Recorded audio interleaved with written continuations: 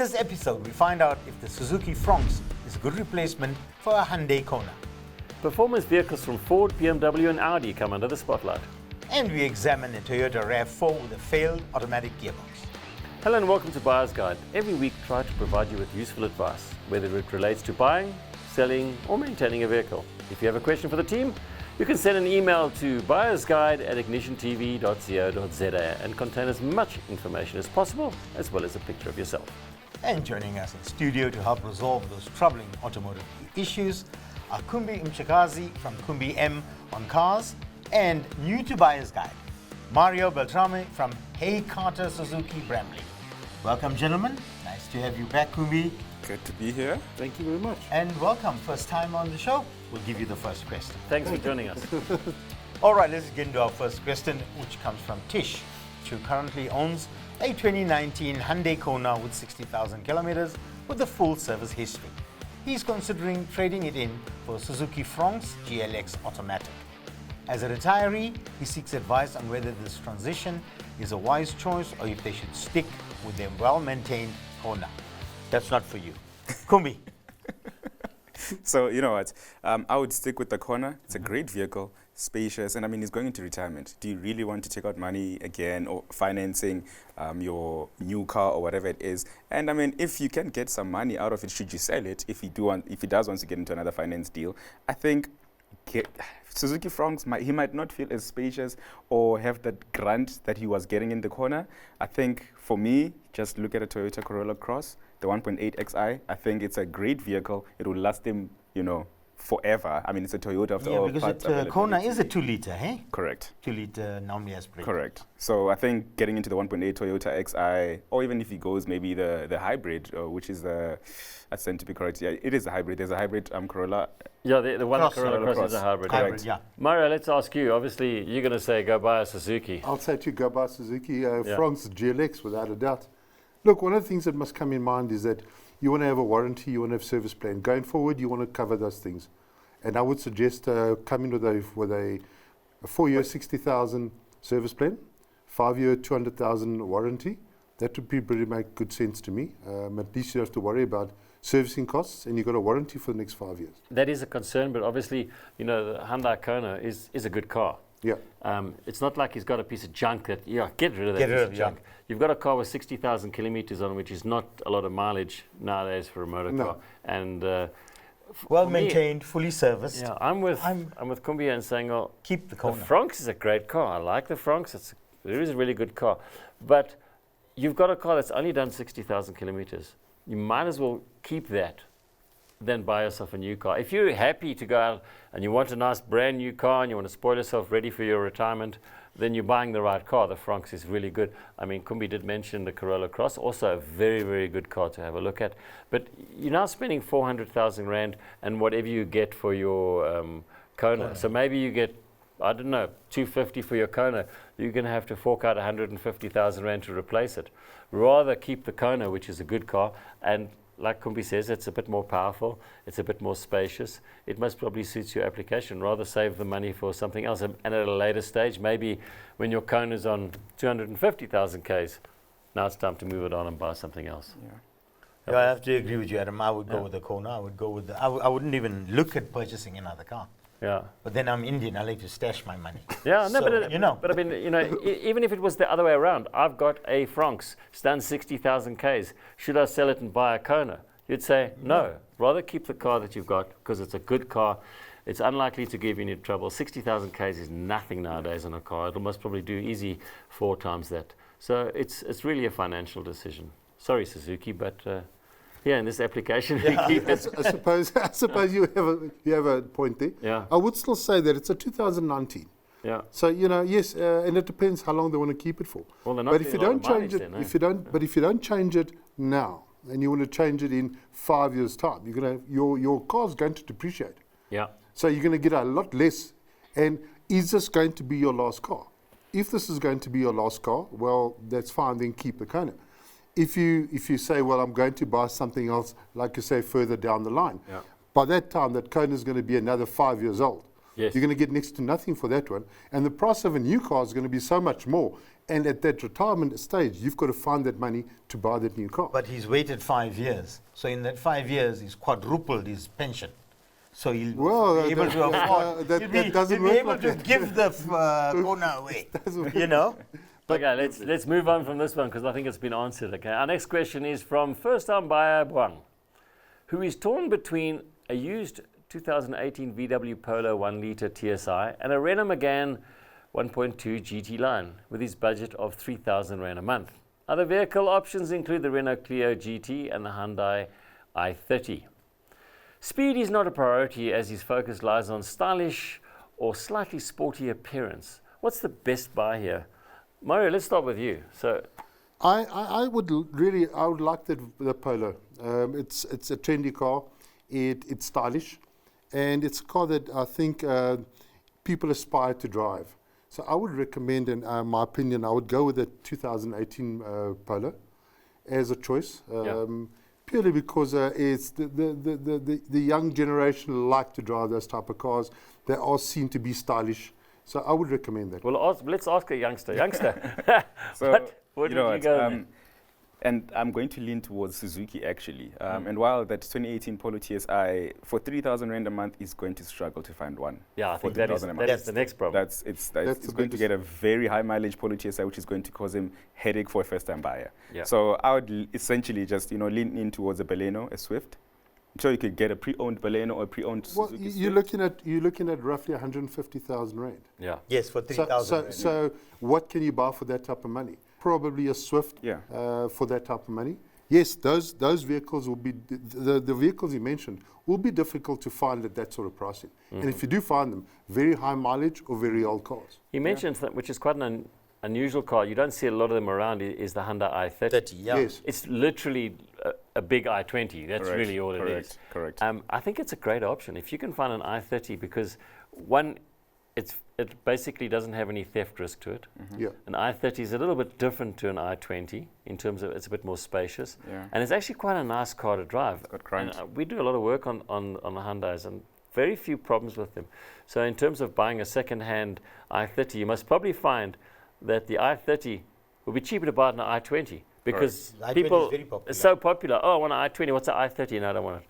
And But- cheaper to maintain. Yeah, Yeah. so the i30 I think would be a great option if you can If you find can an find one, i30. Like Mario says, your 3,000 Rand gets you approximately 150,000 Rand, and you'll most probably find a decent i30 hatch in this sort of price range, and you're going to get yourself a very, very good car that's low risk, good on fuel, and maintenance costs are also very And low. with the i30, you're going to get a whole lot of features that you're not going to find in any of the others. That's correct. And Another stay away from the Renaults because at that price, you're going to buy trouble. Yeah, was You're about gonna to buy you a need whole lot another of trouble. 3,000 Rand a month for And maintenance. to fix You that. know, I so for me, I wouldn't have went anywhere else other than the i30 if you can find one. Polo Vivo GT, I think that's also a great buy. And Yes. since if he's looking specifically in the VW family, I mean, Yes. a lot of people have first-time car buyers, the VW family. Polo Vivo GT, that's also another great car that you could run essentially close to nothing. If the one thing I like about the Vivo is not the 1 litre turbocharged, but for a first time buyer, the 1.4, 1.6. 1.6, yeah. They're good, strong, reliable engines. They're simple technology.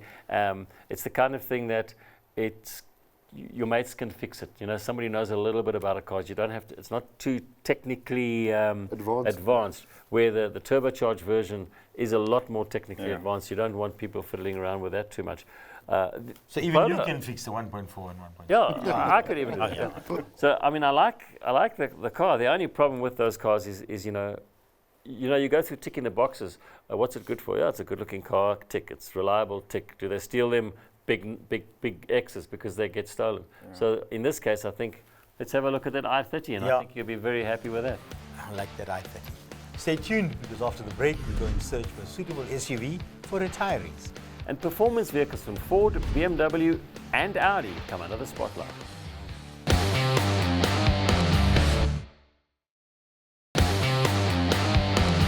Welcome back to Buyer's Guide. Alan and his wife are considering downsizing to just one vehicle. Now, they currently own a 2013 Kia Sportage all-wheel drive with 160,000 Ks on it, and a 2014 Prado VX diesel with 214,000 kilometers on it. While the wife appreciates the comfort and amenities of the Prado, she's not eager to drive it. They are contemplating selling both vehicles and purchasing a new SUV within the budget that they would receive, guys, from both those vehicles. So they're going to sell the Prado and they're going to sell the Kia Sportage. Big mistake, eh? Hey, no, hang on a second. We'll get there. Because I want two cars, and I can get it. The Prado's a big car. The wife doesn't want to drive it. She likes the Kia Sportage. Now, Mario, for those two cars, you know, you must probably going to get what, 600 grand? For 50, 600,000. Okay. Yeah. So, Kumbi, 600,000 rand. You buying yourself something nice, what would you go and look at? You know what? I know she doesn't want a Prado, it's big, etc. It's too big. So you want an SUV, but not too big. I was essentially just thinking of Fortuner. I mean, these people are retirees, guys. Do you really want something that's going to be bothering you in the future? I think Fortuner is also spacious, and I do quite understand that the wife says the Prado is big, but I think the Fortuner is not as big as the Prado. Yeah. So I think the Fortuner will come in handy there. I think you can get a 2.4 with that. For the GD6. But, GD6, but it's not any much more smaller than the Prado. Correct. If you understand the Toyota brand, I would ask her to look at a RAV4 because they have all the drive features. The low, you know, it's a small off-roader or SUV, if you want to call it that. But for me, I'd put them in a smaller sports. I tend to agree with that. The Fortuner thing's great. I think because they've experienced the Prado and they experienced Toyota, I would say the Fortuner is a good choice. But the RAV being a Toyota as well, fantastic. I'd even consider, and yes, again, I'm going back to Suzuki, which is actually fun. The five-door Jimny, which has just come out.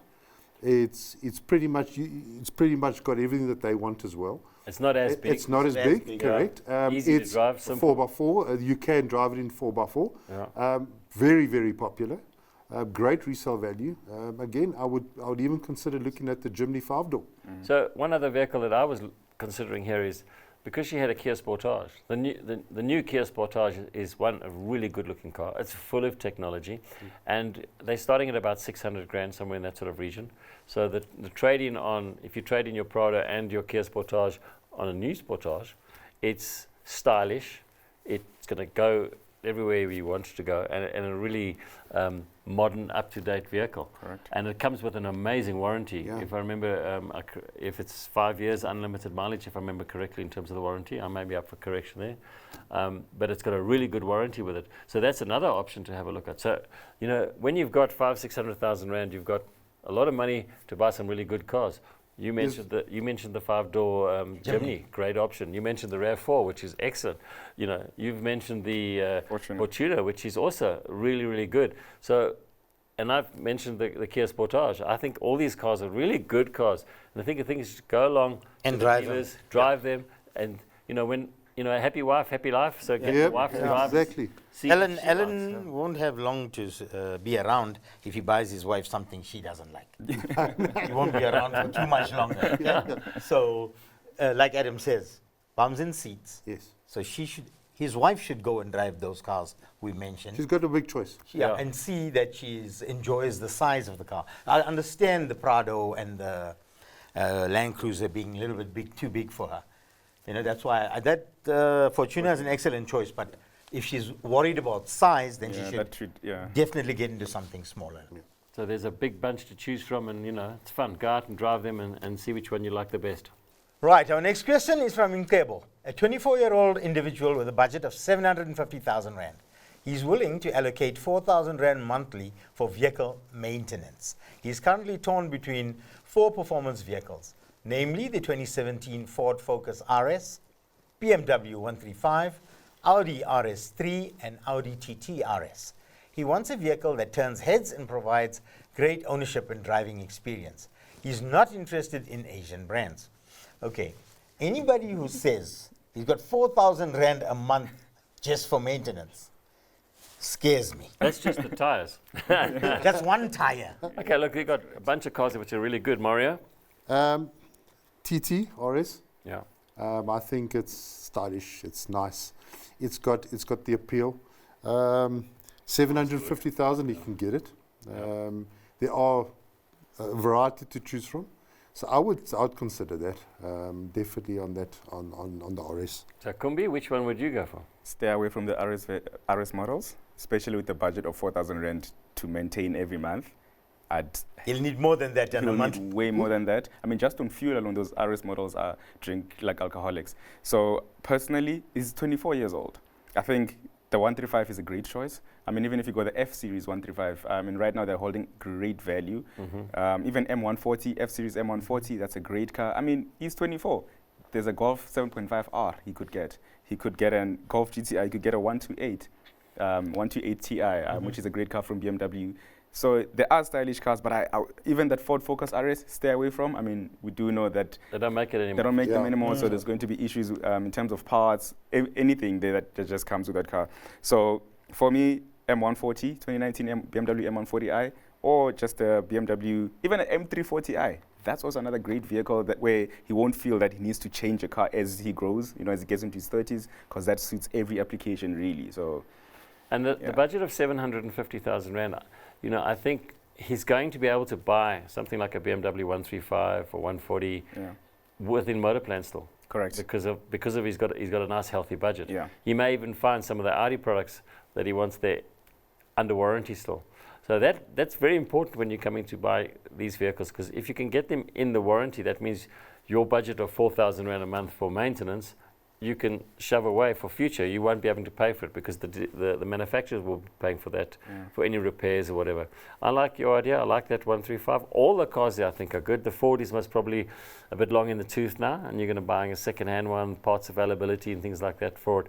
It's a great car, but when you're comparing it to something like a 135 or 140 or a TTRS, those are also cars that, they go like stink, and they really look good, and you may find them in warranty still. Correct. And then you're not going to be able to spend so much on maintenance. If you have any issues, they'll get sorted out for you but for free. guys, let's say he wants something other than the cars in warranty.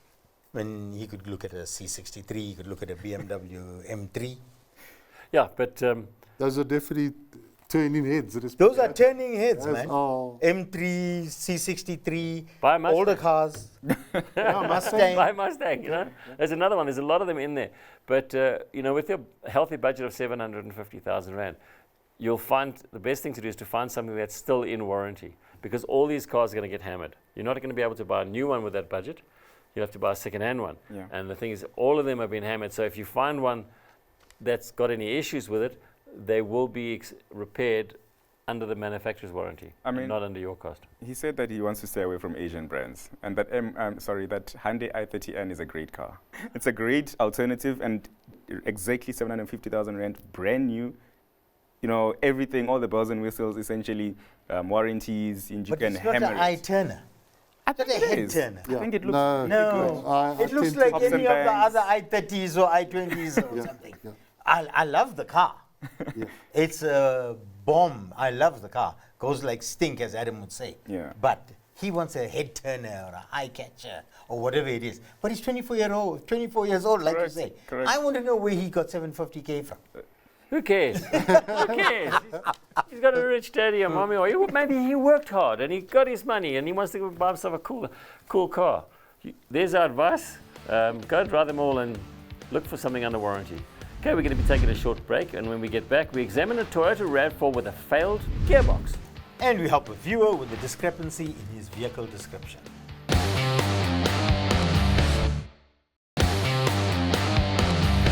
Hello and thank you for tuning in to Buyer's Guide. Marianne's 2013 Toyota RAV4 with 188,000 kilometers was recently diagnosed with a failed gearbox. She was previously told by Toyota South Africa customer care that the gearbox oil does not require changing at any point, which she finds very alarming. Marianne suspects that not having the gearbox oil ever replaced has contributed to her gearbox breaking down. Marianne would like to know how common it is for a Toyota RAV gearbox to fail and the main reasons for such failures. Hang on. I'm looking for my crystal ball. Where is it? Yeah, you found Why did your gearbox fail? Look, this is a problem because you don't know what the cause of failure is. We're not there looking at And nobody's told her Yeah. what the cause of failure is. They just told her she needs to replace the gearbox and cough. Well, that's You've got to ask the questions. yeah. It's 188,000 k, so it is quite a bit of mileage. Now, did the gearbox fail because maybe it was low on oil? I don't think gearbox failed because the gearbox oil wasn't replaced. I think there was most probably something else that actually caused the gearbox oil to fail. Now, in a gearbox, you can lose oil. Mario, you know, you can get a drive shaft seal that starts to leak oil. It doesn't get checked. The gearbox oil doesn't get checked, and the oil runs low. And then because there's lack of lubrication, Okay, hold on. gearbox fails. There's something we must take note of here. Yes. The high temperature transmission fluid light came on. So Well- that means there's not enough fluid in there to dissipate the temperature. Or there was something causing that gearbox To overheat. To run hot, yes. Yeah, so in the mail, she said there was a warning light that came on, caused the car to overheat, the gearbox to overheat. And that's obviously what the problem was. It's difficult now. You know, the car's 2013, it's 11 years old, it's way out of its warranty period. It's done 188,000 kilometers, no manufacturer. There wouldn't be one single manufacturer will say, we'll fix this under warranty for you. Not a single one.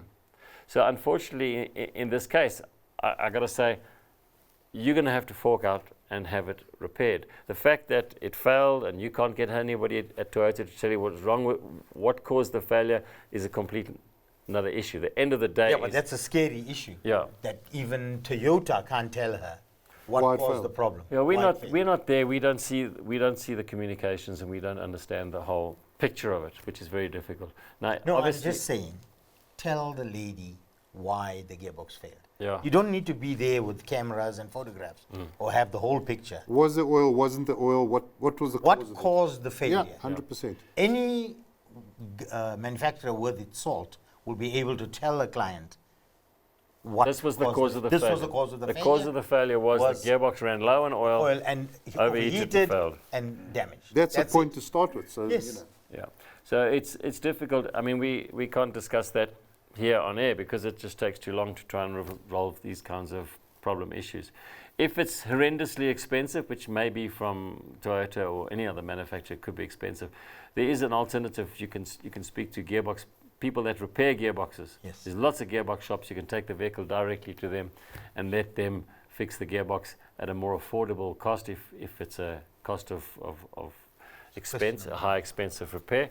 And maybe even they can tell you. But you would want to actually ask the Toyota dealer where it is, what do you think caused this failure? And they should be able to say, these are the reasons why it caused the failure. Not so much that the gearbox oil wasn't replaced. Most probably what happened was the oil level got low at a certain stage, it wasn't checked, and that caused the failure. But we're only speculating. It's very, very difficult to speculate. Generally though, I would say in Toyota's defense, their RAV4 gearboxes are extremely strong, and in my 38 years of working on cars, I've never fixed one. Yeah, I was Never going had to one- say the same. Never had one It's break. rare. So it's a very, very very rare rare occurrence. That's why I say it's occurrence, something, it is something unusual. Okay, now we're going to end off with a question from Joey. He purchased a 2015 Ford Ranger 3.2 4x4. Although subsequent examination of the VIN number at another Ford dealership revealed that the car is actually a 4x2 and not a 4x4 as originally indicated. The car was financed and insured as a 4x4. Joey is now concerned about the potential financial impact and implications of this discrepancy. The dealer is only willing to compensate him for the current trading difference between the two models, and Joey is uncertain whether this resolution is fair or if he's entitled to further recourse. Mario. You're a dealer, Mario. Tell us, what the hell? Well, he bought a 4x4. He's under the impression that he bought a 4x4. He's paid for a 4x4. Paid for I presume he's paid for the 4x4. Yes, and his hire purchase agreement Was all 4x4. 4x4. Correct. Now, when he took delivery, did he not realize it was a 4x2? Because there is something that you turn for a 4x4. Yes. If it doesn't exist there, that means ask the question. Why is it a 4x2? Or where is the button for a 4x4? Or where's the knob? At that point, you could have asked a question. They could have sorted everything out there and then. But we don't know what the deal was up front. Did he come in to buy a 4x4? Presumably, yes. How did it, does But it, hold does on, it have guys. stickers on the But- back that said 4x4? Exactly. So Nobody. We know a lot of people that buy, like Adam, his Yes. big Land Rover Discovery. He never takes it out on the dirt. He doesn't really need the 4x4. He's here parking it in Sandton. on the Nonsense. paving. It's been heavy off-road, that thing. Right. No, I'm saying maybe Joey doesn't ever needed to use his 4x4, but he wanted a 4x4. Yeah. But I mean, also, I think some of us, we are very clued up on cars, right? And we would instantly tell Speak the for difference yourself, eh? I don't know too much We'd about instantly tell We the yet to difference learn, between a 4x4 and a 4x2. And I think that he might have, essentially thought this is a 4x4. I mean, the bank has financed it, the dealer, because we put so much trust in our dealers. That's what people do. And then only later on you find out, gee whiz, I'm at the dunes and I have no idea how to engage my 4x4 because it's not It's a not a 4x4. I mean, I think this problem has been solved here because the dealer is willing to compensate between the two. So just take that money, put it into your finance. No, it doesn't. It's not that simple. It's not that simple. He's lost money over the time of his repayment. He's been paying on a 4x4. He's paid interest on the lump sum on purchasing a 4x4. If you work out all that money, this just recourse, I'll give you 20 grand more because a 4x4 will be 20 grand more on a trade-in. Don't cut it. But this is, I suppose, the important thing about going to a good, reputable dealer that shows you when you buy a car how everything works. And you need to ask the questions as well. Okay, I bought this 4x4. I've never had a 4x4 before. How do I put this thing into all-wheel drive? Well, there's a drive terrain response module here. You turn this knob to go from 2-wheel to 4-wheel. You can press these buttons if you're driving in sand or snow or mud or rocky terrain, and this is how the whole system works. So you're saying dealerships also not kosher, eh? So he obviously bought it, the first time he bought it from a dealership, a rubbish dealership, Who didn't explain the car. Yeah. But you also, but he put the trust in the dealership. You got to look at this. You've got to put trust somebody at some time. Correct. Like we say, not everybody's an expert in cars. So you'd expect the dealership to go through the features and benefits and how the car works when you take delivery. Yeah. I mean, that's sales 101. But isn't that what you do? Don't you sit the person in and Correct. say, this is a 4x4. To engage a 4x4, this is what you do. And when you're selling the car, you're selling a 4x4. Yes. So the dealer's wrong there. Plus, I agree with you. Plus, when you're going to buy a car, you got to know what you're doing. And that's why you watch this show. And we'll try and teach you. Siggy, we're going to move on. All right. And with that, we've come to the end of this week's show. Thank you, Kumbi and Mario, for joining us and all the helpful, useful tips. Thank you very much, guys. Thanks, guys. Much appreciated. Thank you very much. Until next time, please buckle up and keep it safe on the roads.